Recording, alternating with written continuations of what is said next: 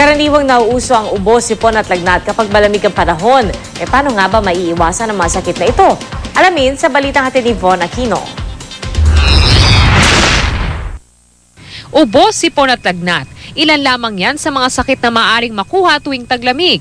Pero ayon kay Dr. Gina Cabuenos ng East Avenue Medical Center, may mga paraan para maiwasan ang pagkakaroon ng mga ganitong sakit tuwing taglamig. Tulad na lamang ng pagsusot ng jacket tuwing lalabas ang bahay, lalo na sa gabi kung kailan mas maginaw. Dalasan din daw ang pag-inom ng tubig at upang lumakas ang resistensya, uminom ng vitamin C.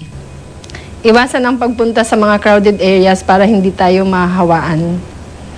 Dahil sa malamig na klima sa Baguio City, pabalik-balik ang sipon at ubo ng 5 buwang gulang na si Jenica. Nahawa raw ang bata sa kanyang mga pinsan. Hindi ko siyang nilalabas. Karaniwang ikinukonsulta sa mga health center sa lungsod ang respiratory tract infection o ang mga sakit tulad ng ubo at sipon.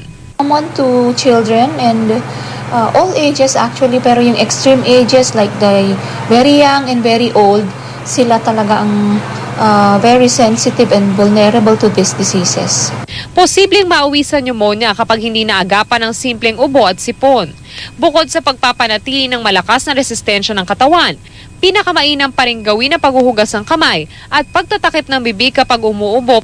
Von Aquino, GMA News.